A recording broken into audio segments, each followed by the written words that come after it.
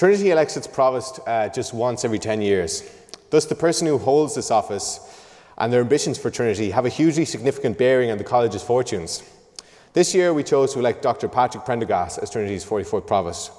A Wexford man, Dr. Prendergast has been in Trinity for most of his academic life, having studied here as an undergraduate and later as a postgraduate. Indeed, in his election, he characterised himself as the candidate with perhaps the most intimate knowledge of our university. As a former lecturer, tutor and research supervisor, Dr. Prendergast says he is well placed to understand student concerns and has pledged to improve the quality of education offered to Trinity students. We are here tonight to ask him how he plans to do that. This event is the first of its kind, and we must be grateful that the Provost has agreed to be questioned publicly by student representatives. It also marks a renewed effort on behalf of the Students' Union to engage with students and other student organisations in a way that has been lacking thus far. Our panel is made up of representatives from the SU, the GSU, CSC, the Phil, the HIST and the University Times. They will ask Dr. Prendergast questions relating solely to student issues. I hope that the answers Dr. Prendergast has to offer will satisfy student concerns and live up to the pledge he has made to ensure that their interests are paramount in his plans for our great university. At this juncture as well, I'd ask you to turn off your phones, if you don't mind. Now, the first question is from Patrick Prendergast, Chair of the Cumann Gaelach. Trinity College is the only university in Ireland that does not have an area dedicated to the Irish language. In the Scéim Tonga 2010-2012, it was promised that a room would be made available to be used as a Seomra na Teanga Irish language conversation room in the Student Centre. However, as you are aware, the Student Centre is no longer going ahead. In the last meeting of the Space Allocation Committee, the matter was discussed and they refused to grant a room as they did not see it as a priority. Do you agree that it is not a priority to establish a room that would, without doubt, reinforce the central role of what you described as a unique and irreplaceable part of our national identity in the university you preside over?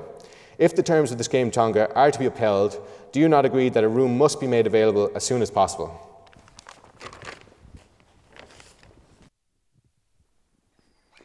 Well, thank you, Ronan. It's a pleasure to be here to answer questions directly from students. I remember one of the debates in the Provostal election was in this hall, the HIST debate. I don't know if anyone was present at that. It was fairly direct in the questioning. All the candidates were lined up and the students took pot shots at us one after the other. And actually it was very informative how different candidates answered the questions differently and how they were differently engaged with student concerns here in Trinity. Of course, as has been said, I'm a former student of Trinity myself, did an undergraduate degree here, lived in rooms here actually in Botany Bay as an undergraduate.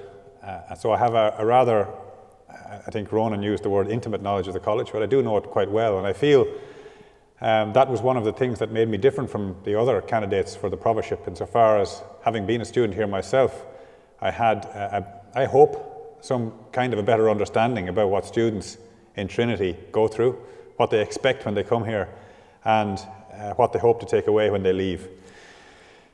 The question about the Irish language room, the Seomra Teanga, well, I agree that we should have one of these.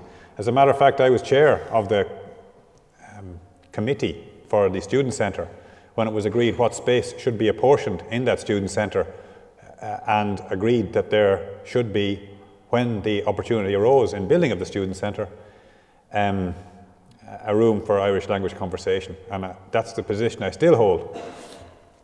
But you know, of course, the students voted against the Student Centre. I don't know how many here voted against. I'd like to have a show of hands maybe, but it did put our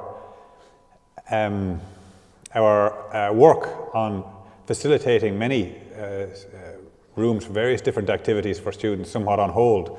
We have to regroup and see how we can find the resources within the college to do many things, such as that room, but also there was a gig venue. Also there was an improved facility for the student health services. Many other things could have been solved if that building had have gone through, which indeed it would have had it been carried in the student referendum. In the short term, I think it should be possible. The bursar chairs the Student Space Committee, and I'll talk to him about this. It should be possible to have a conversation room in Irish. It is a bit much to think that We're the only university in the country without one. So I can't say which room or where or when, but this is an issue that really is important. I do believe actually the Irish language is important. I don't speak it very well myself. I'm actually taking courses in Irish, which a PhD student in communication sciences has given me. But I think I haven't done very many of my lessons yet. Only one actually, and then I had to cancel them because I had to prepare for my inaugural address. But I'm going to get back at it, and I look forward actually to going myself to Seomra to speak Irish with students in due course.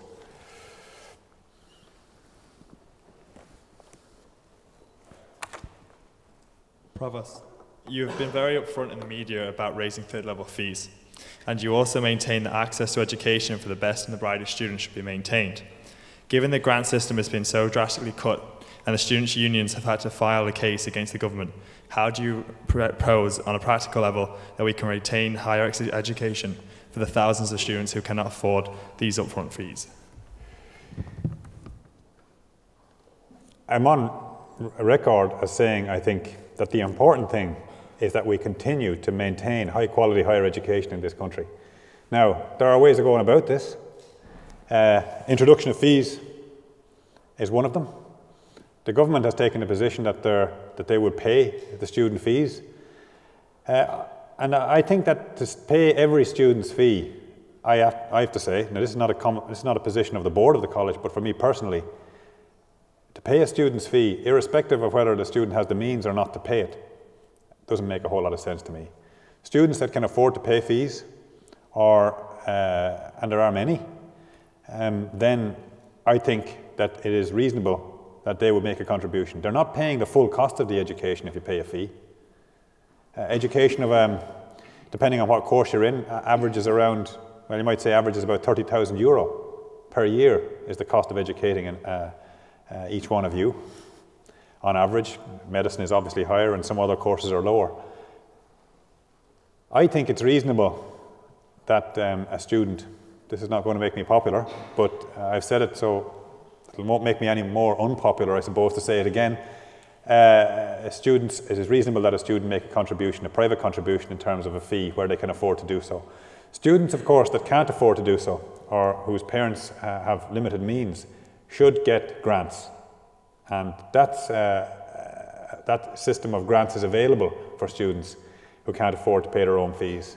So that ensures that higher education is accessible for all students, those who can afford to pay and those who can't and need a grant. I think that's a better way than a student loan system, where every student gets a loan, irrespective of their means, and pays back later when they graduate. But a loan system would be preferable to a system of underfunded higher education, where there's no quality in it and you don't get an undergraduate degree that's worth the name of an undergraduate degree because the university doesn't have the resources to provide it. So I realise well that the issue of fees is not a simple matter. It needs deep consideration and needs to be worked out in a way that ensures every individual, every student with the ability to benefit from the kind of education we offer here in Trinity has the opportunity to come to this university.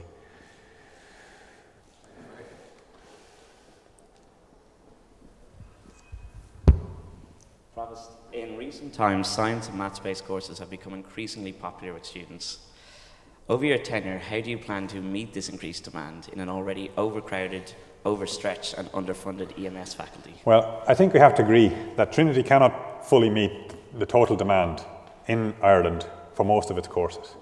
Most of Trinity's courses, whether it's law or whether it's engineering, are totally oversubscribed. Many more students want to take these courses than we have places on offer. That's why the points are high. What's important actually is not necessarily to just create more places. It's important to ensure that the places that we do have at the moment are properly resourced, that there are sufficient lecturers to deliver the courses, that there are sufficient space. I gave a lecture this morning myself actually to about 100 and something engineers, bigger than I think is here, and that was in M17, which is in a lecture theatre in the museum building, and there was hardly any space in that, and indeed some students I think were sitting at very cramped benches. increasing the numbers continuously, as you might be suggesting, without having the resources to deliver a high quality program, I think will be self-defeating. I would like to see more opportunity for a Trinity education in maths and science to be available to a greater number of students. But I think to do that, we need to have increased resources, either by increased private contributions in terms of fees or by increased state resources. Actually, maths is an interesting case, and I'm glad you mentioned it, because resources have been increased there with the appointment of 2 new professors, one of which is a chair philanthropically funded by Accenture. So there are many ways other than just state resources and private resources. Philanthropy is also a way to increase the number of lecturers on courses, so as more students can be taken on.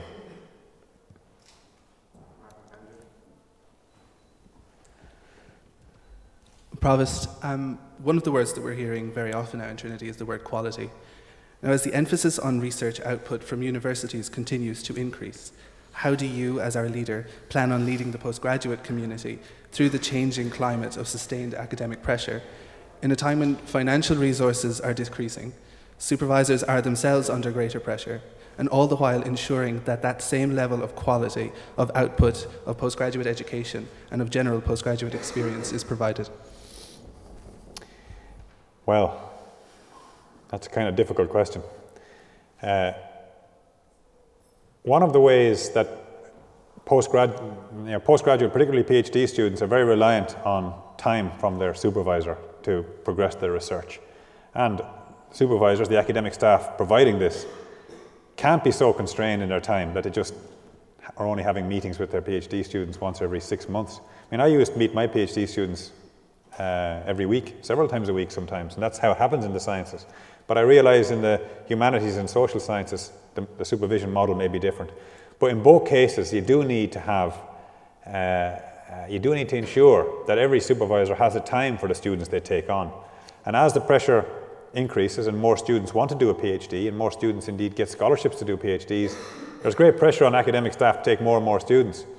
And you probably know that some supervisors are quite popular, and some courses are quite popular. So some supervisors may have more than the maximum guideline of 5 PhD students. And as they get more and more, that becomes a problem. And I think the Dean of Graduate Studies does have to take action on that if it does become a problem. When I was Dean of Graduate Studies, I won't mention any names, but one supervisor had 20 PhD students, which I thought was too many. But he assured me he could meet them at least once a year, which I thought, well... So we do have guidelines in the college to ensure that academic staff don't take on more PhD students than they can supervise within the workload that they carry. And I think that's an important principle, to ensure that every PhD student gets adequate time with their supervisor. And indeed, not just with their supervisor, but as part of groups in seminars. So departments and research centres should organise seminars where PhD students can interact with each other, where PhD students can begin to present their work and have it critiqued in the relatively safe environment of their own department or research group. So there are many things that we can do to maintain and indeed further develop the quality of the postgraduate experience. There are many things we can do that don't require money as such, but just require a greater understanding of what PhD students need. But I know both of you are on the Graduate Studies Committee, and I think that issues like this you must keep pressing at the Graduate Studies Committee and with the Dean of Graduate Studies to keep these issues alive and central within the academic decision making of the college.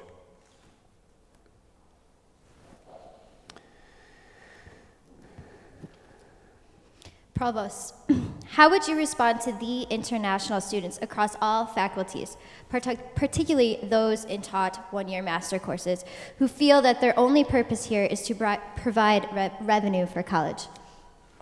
Well, firstly, no student's purpose here is just to provide revenue for college. Every student, undergraduate, taught program student or PhD student, is here to get an education and to have the opportunity to develop academically and indeed as a person in their time here in the college.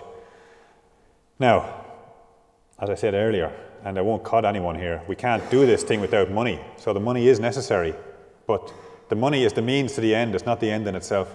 The end in itself is the education of the student. If there are top postgraduate students who feel in this way, and I'm guessing by your question there must be, then I think that that's something that we should address. And so I'd be very sorry if that was the case. I think, a taught master's is a particular kind of degree. You've done the undergraduate, typically 4-year undergraduate degree. You've been a member of clubs and societies. Then you come for a 1-year intensive taught master's program. It's going to be different by its nature. You've become older, you're more mature, for one thing. You have taught postgraduate programs are generally more specialized than undergraduate programs. The amount of coursework, the lectures tends to be rather intense, and then there's a research dissertation at the end. So it's a lot of work to do in a year. And so it may seem that it's all sort of work and no play, but I think that's the nature of the 1-year taught master's degree, that it is an intense time, but it shouldn't nonetheless, even if it is intense, be giving students the idea that they're just here to generate money.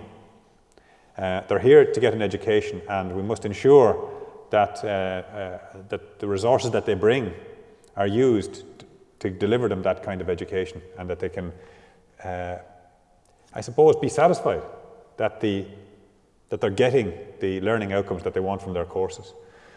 So I would say, if that's an issue, follow it up with the Dean of Graduate Studies, and indeed maybe we can meet through the representations of the Graduate Students' Union to address whatever issues have arisen.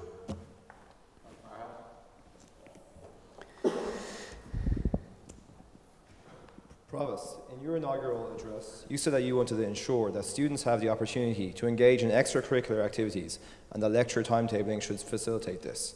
Does this mean that you intend to introduce a dedicated time for extracurriculars such as the Trinity Wednesday idea that had been floated about in the past? The right person to put this question to is not me. He's here in the audience, but I won't ask him to answer it. But I hope the answer that I'll give is not one that he would disagree with. I think it's very important. Extracurricular activities are not just leisure activities in the context of what's going on here in Trinity. Young people such as yourselves must be given the opportunity to engage in extracurricular activities. Many employers, actually, when you go to interview, they're not going to ask you, did you study, string theory in your maths course? They're probably going to ask you, did you join a club or a society? Were you in the debating society? What sport clubs were you involved with? And employers are doing that because they want to see that you can take initiative and develop yourself outside the academic sphere. Oftentimes you learn quite different things when you're involved in extracurricular activity. So as far as I'm concerned, and I want it to be one of the hallmarks of my provostship, to see the Trinity education as one which encompasses not just the academic activities in the classroom, the seminar room and the laboratory, but also the extracurricular activities that students engage in through their clubs and societies and volunteering organisations and so forth. This is very important. And yes, I think the timetable needs to serve the needs of students and not be a way of locking students into a particular pattern of activity. And I wish, actually, that your student organisations, Students' Union and Graduate Students' Union, if you want to be a bit more proactive in this and saying that this is something that you want to see the college develop as a whole, I'd be happy to see a discussion at that at Undergraduate Studies Committee, or indeed at the University Council, brought to the University Council by the senior lecturer and the student representatives here. And I'd ask you to do that, actually, because it's about time that Trinity begun, I suppose, to recapture some of that essential elements of what a Trinity education is about. So I'm glad for that question. So it should be a spur to some further action. Provost, the budget of 2011 abolished the student services charge and replaced it with the student contribution. While it was widely known that the student services charge wasn't always spent on student services, it was at least some kind of guarantee that they would not be neglected. Having spoken to representatives from the college welfare services, such as the counselling service, the health centre, and students, it is clear that they are under-resourced and oversubscribed. What will you do to ensure that student services such as these remain relatively unscathed by budget cuts? Well, we have our income into the university and we must spend it on a balance of activities, academic activities in education and research, and the provision of student services for all members of the student community in the college. Everything must be done in balance, and if the budget of the university reduces, I can't say that any one part of its expenditure is going to be protected over another. Actually, the fairest way to do it is to ensure that the budget cuts that the government is bringing in fall relatively equally across all of the college's activities. Now, this puts you in a situation where, you might say the college health service or counselling are in great demand. And it turns out, actually, services like those two I've just mentioned, the more students are under pressure with budgets and their own, not just their the budget of the university, but their own personal budgets, oftentimes the more these services are required.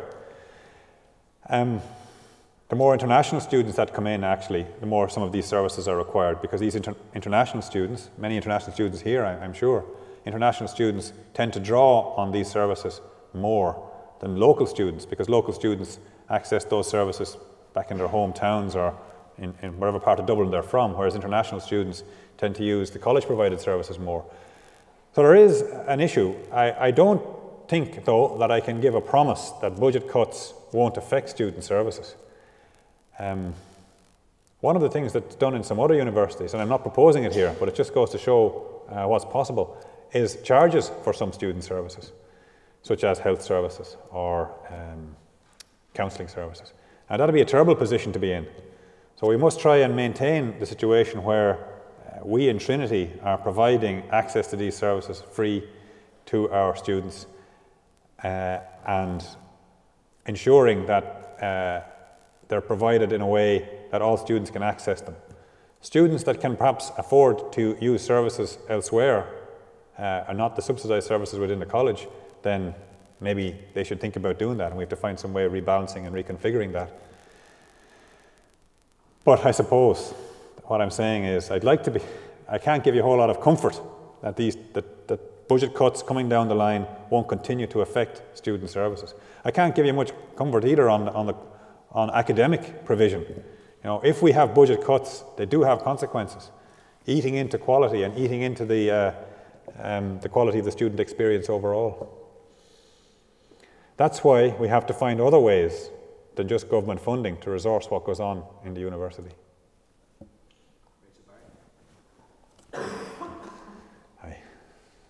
Provost, last year, final year pharmacy students stated that the intensity of the annual exam period pushed them almost to breaking point. This year, over 120 students in Senior Fresh Science had to repeat at least one exam, with many complaining of having a highly intensive annual exam period of over 12 exams in a short space of time. The SU has also had reports of students who, due to the intense annual exam period, study in an exam-focused way by question spotting, rather than learning the material in a deep way and getting a full appreciation of their course. Given the implications for the mental health and long-term educational development of students, and the fact that students who are pushed almost to breaking point in their final year are unlikely to contribute to the philanthropic funding you mentioned earlier, can you guarantee that, in your term, student calls for greater continuous assessment, whether in the form of Christmas exams or otherwise, will be answered and acted upon? Look, I'd like nothing more than to answer on this. I believe we have too intense an examining period as well. You can ask the question whether it's best, as one of your solutions suggested in terms of Christmas exams, to split the exam period at the end in two and create an end of first semester exam period and an end of second semester exam period. That creates two stressful exam periods, really. It's a matter of opinion, which is best to do. But probably, actually, we're over-focusing on these written end of term or end of semester exams. And the true answer to this question of how best to deal with the questions, the issues that you brought up, is to look at the whole examining procedure and ask, actually, not to focus on exams, but to ask, are there better ways of assessing student performance in courses other than end of semester exams? When I did a sabbatical in the Technical University of Delft I don't know if there are any Dutch people in the audience. But I gave a final year course there on mechanics of medical devices. And I was allowed to examine all the students in a Viva exam, 2 at a time actually. They'd come in, have a conversation with me for 20 minutes, and I would give them a mark out of 10. That was all the assessment that was required on the course. No setting an exam by me, no all the thing of creating an exam venue, putting out the papers, getting the scripts up, correcting them, double marking them. It was a supremely simple and unstressful assessment procedure. Now, I can't say that Vivas would be the thing for every course, but it certainly worked in my case on this course. And I'd like us in Trinity to consider more flexible and more modern ways, I suppose, of assessing student learning on a course rather than relying rigorously on this exam. Continuous assessment is another thing we could probably use more, and I would like to see that. We have some postgraduate courses where the modules are assessed totally by continuous assessment. We need to, I suppose, generalize your question, in other words, to how to assess better so as to get a better understanding of what students have learned, but also to avoid this crushing, stressful examining period that occurs in April, May time every year. Anyone else? Provost, Trinity has offered great opportunities to its students currently and in the past in terms of expanding its education through the Erasmus program. However, currently it's falling behind internationally in terms of providing new opportunities amongst new nations that are developing, up-and-coming universities, particularly in Asia and Africa. Do you have any plans to increase the opportunities available to students in these new nations? Well, I think internationalization or globalization of higher education is proceeding apace at a very great rate. I mean, if you think about staff, academic staff in Trinity, over 50% are from other countries other than Ireland. And this pace of change in universities becoming more, higher education becoming a more globally traded activity needs a response, a coordinated response from Trinity. As part of my effort to bring that coordinated response into place, I've appointed a Vice Provost for Global Relations who will coordinate this international activity at the level of student exchanges of the kind you've mentioned. So I would like to see far more student exchanges. I think student exchanges, not just for students coming in to Trinity, but you, Trinity students, taking the opportunity to go out and spend a semester abroad. I want to see more of those opportunities available. And I hope to be able to find a way to try and fund some of these opportunities. When I was visiting Melbourne recently in Australia, I met, I think it was 6 or 7 Trinity students who were doing the first semester of their 3rd year in Melbourne University. And it fitted precisely in with their Trinity program. So they were going to come back, do their 2nd semester, and then rise with their class at the end of the year. I think that's a great opportunity. And I'd like from us to have the appropriate relationships with more international universities so as these kind of student exchanges were possible. We have to be careful that someone mentioned earlier about international students just for the money. It has been a mistake I won't say many, but certainly some universities around the world have made, becoming very reliant on taking international students for the economic fee that they bring. We have to be bringing international students in, not for that purpose primarily, but really to make more cosmopolitan, if you like, the academic environment within the Trinity community. And that's, for me, one of the reasons I'd like to see the number of international students that are here studying 4 years for their degree or doing 1-year MPhil programs. I'd like to see the number of those such students increase. Burtonshaw. Provost Prendergast, thanks for speaking to us tonight. In the recent 2011 undergraduate awards, Trinity students prevailed in 9 of the 20 categories. This followed similar success in 2010 when we won 8 awards. Such success reflects upon the high quality of teaching provided by the staff of this college to its students. My question is this: how will you maintain 3 of the most important distinguishing factors of the Trinity undergraduate teaching, high staff-student ratios, small group teaching, and the 4-year degree? especially in the challenging circumstances which the college faces at the moment. Thank you. Well, the first two of those, high staff-student ratio and small group teaching, are in a way related. Only with sufficient academic staff for the numbers of students that we have will we be able to maintain and indeed see more, not just maintain it, but increase the amount of small group teaching that we have. I think small group teaching in tutorial groups is absolutely important to the way we engage in undergraduate education here in Trinity, and indeed MPhil courses as well, which tend to be a smaller class anyway. One of the ways we can do it is to keep staff numbers up to the extent that there will be sufficient staff to give the small group teaching. But another way is actually perhaps to take the focus off the very large lecture theatres, to perhaps do less of that and to use academic staff time or time of teaching assistants to work more with small groups. But I'm glad to say that small group teaching has maintained its place in the Trinity curriculum, and it goes on quite a bit around the college, whether it be seminar groups or whatever in the arts and humanities, or laboratories and practicals in the sciences. The third thing you mentioned was, now I'm forgetting it there. The third thing I mentioned was the 4-year degree. The 4-year degree. Well, the 4-year degree is the international norm. North America and Asia, and in Trinity, uniquely in Ireland, offer all their courses as 4-year degrees. And I think that this would be an awful mistake to sort of de-globalise into a degree offering that wasn't based on the 4-year degree. The 4-year degree, you get, as an undergraduate, so much more out of it. You don't just learn in a linear fashion, you learn a lot more towards the end. So the outcome of a 4-year degree is more than just 1/4 more. It's a lot more. And many of our 4-year degree students, many people would say, have the equivalent of master's students in some other universities that run 3-year programs. So for me, the 4-year program is a very intrinsic part in learning and having the time to grow as a person and integrating that with your learning, your academic learning. So we're committed to the 4-year degree here. We have it in many subjects, including in the arts, but we're particularly committed to it in the arts. That's in some other universities only have 3-year programs in the arts.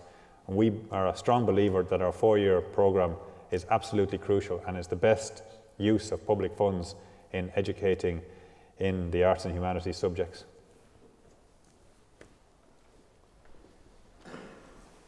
Provost, my question is rather short, but maybe a good one to round up on. In 10 years' time, what do you hope people will remember your term for?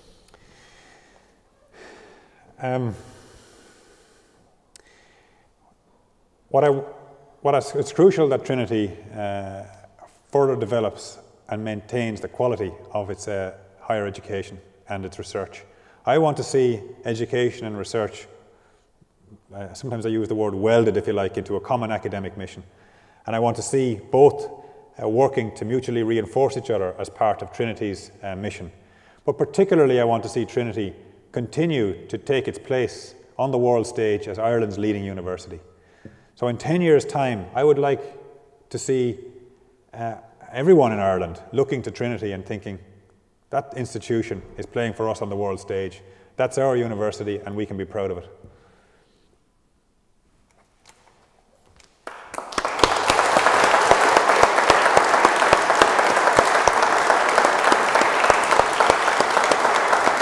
Thank you. Thanks very much for that. Well, that's the end of the official questioning. We didn't want it to go on for too long. That was about 45 minutes. I hope you found it illuminating. I'd like to thank the Provost again for agreeing to do this. It's the first, as I said, event of its kind. We hope to do more during the year with different guests, maybe panels of guests, and people could ask them questions. There'll be food and wine next door now, so if you'd all like to go in next door. And thank you very much for coming again.